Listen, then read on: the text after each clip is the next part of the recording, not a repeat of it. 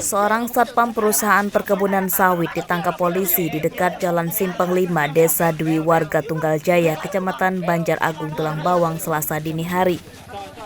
Tersangka sempat kabur dan meninggalkan motornya saat dikejar polisi. Tersangka bernama Oktabela, 34 tahun, warga Penawar Jaya, Kecamatan Banjarmargo.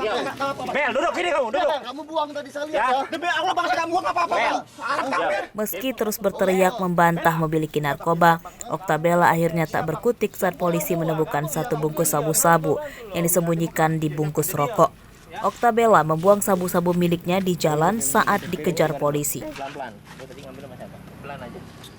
Oktabela ditangkap usai membeli sabu-sabu dari seorang bandar berinisial SM yang kini masih buron. Saat diperiksa polisi, Oktabela berdalih mengonsumsi sabu-sabu untuk doping supaya tidak mengantuk saat bekerja sebagai satpam. Kami amankan satu orang yang diduga kuat melakukan tindak pidana narkotika. Pada saat diamankan, pelaku berusaha melarikan diri dan melawan petugas.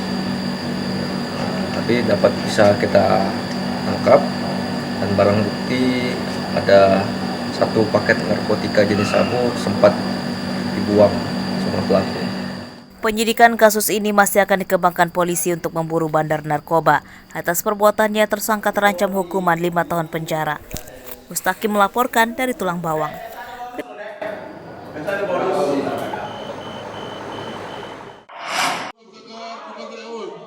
Seorang pria warga Desa Wiralaga, Kecamatan Mesuji, Kabupaten Mesuji, Senin malam dilarikan ke rumah sakit karena jadi korban penembakan. Korban bernama Kopot, 25 tahun. Ia menderita 3 luka tembakan di perut dan tangannya. Tak sampai 24 jam, pengejaran tersangka oleh polisi membuahkan hasil. Selasa siang, 2 penembak Kopot ditangkap saat dalam pelariannya di Desa Sungai Ceper, Oki, Sumatera Selatan. Kedua tersangka bernama Yuda dan Joni, adik ipar Kopot. Menurut polisi, keduanya menembak kakak iparnya karena cekcok soal utang piutang pembelian komputer. Yuda dan Joni menembak Kopot menggunakan senjata api rakitan jenis laras panjang. Karena sakit hati, dendam, istri korban itu adalah kakak dari tersangka, jadi ada cekcok. Setelah itu tersangka mengeluarkan senjata api dan melakukan penembakan terhadap korban, di mana 3 peluru bersarang di tubuh korban, 1 di bagian perut sebelah kiri, 2 di tangan. Jadi kita sudah melakukan pengambilan proyektilnya dengan ukuran kaliber 5,56 untuk senjata laras panjang. Untuk 3 butir peluru yang bersarang di tubuh Kopot telah diambil dan disita sebagai barang bukti. Senjata api yang dipakai tersangka menembak korban tidak disita karena telah dibuang ke sungai. Atas perbuatannya, Yuda dan Joni yang menembak kakak iparnya dijerat pasal ganda, yakni tentang penganiayaan dan Undang-Undang Darurat Kepemilikan Senjata Api, ancaman hukumannya 20 tahun penjara. Mustaqim melaporkan dari Mesuji.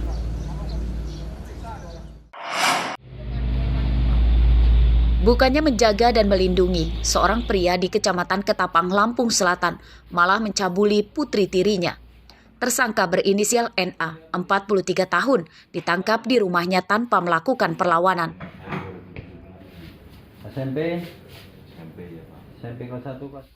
Pemeriksaan polisi mengungkap pencabulan itu dilakukan tersangka berulang kali.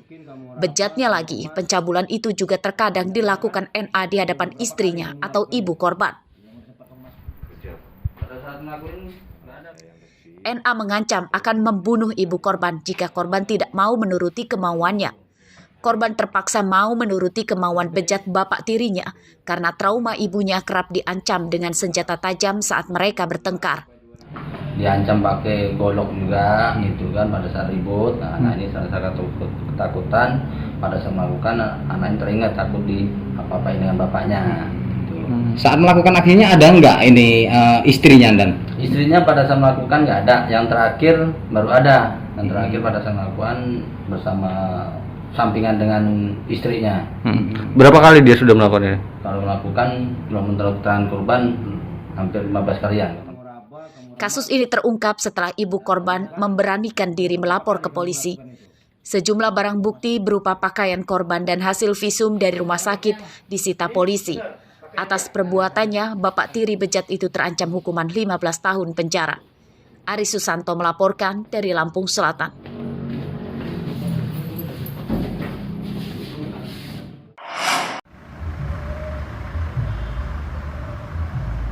Jumlah korban eksploitasi seksual terhadap anak-anak di Lampung Tengah bertambah dari 22 orang jadi 36 orang. Ini dikatakan oleh Eko Yuwono, Ketua Lembaga Perlindungan Anak Lampung Tengah pada Selasa siang.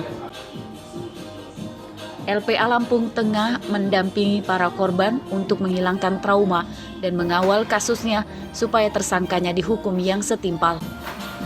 Para korban berasal dari beberapa sekolah dasar di Lampung Tengah. Dari 36 korban, 1 diantaranya adalah laki-laki.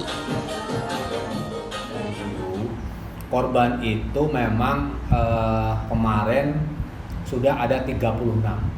Nah, 1 diantaranya laki-laki. Nah, tapi belum semua korban itu diperiksa, diminta keterangan oleh kepolisian. Yang diminta keterangan baru 22 anak. Nah, sisanya nanti kita nunggu waktu untuk bagaimana supaya yang sisanya ini juga akan diminta keterangan. Polres Lampung Tengah membuka posko pengaduan korban eksploitasi seksual anak-anak. Polisi mengimbau para orang tua untuk melapor ke polisi jika anak-anaknya jadi korban. Kita sudah membuka posko pengaduan di unit Tipiter dan PPA bahwa bagi siapa saja yang menjadi korban daripada si pelaku ini, orang tuanya untuk segera melaporkan di Polres Lampung. Bola juga Pak untuk ini? Oh ya pasti, karena penyidik kita langsung bekerja sama dengan pihak sekolah. Itu kan bagian daripada jemput bola. Pelaku eksploitasi seksual itu bernama Robiansyah, 31 tahun, warga Lahat, Sumatera Selatan. Ia ditangkap di sebuah rumah makan di Terbanggi Besar, Lampung Tengah, diduga saat akan menemui beberapa korban. Robiansyah menyasar anak-anak SD untuk melampiaskan nafsu bejatnya melalui video call seks. Kejahatan Robiansyah yakni mengajak korban melakukan panggilan video atau video call melalui WhatsApp untuk menunjukkan alat kelaminnya. Korban juga dipaksa untuk menunjukkan alat kelamin mereka. Aris Susanto melaporkan dari Lampung Tengah.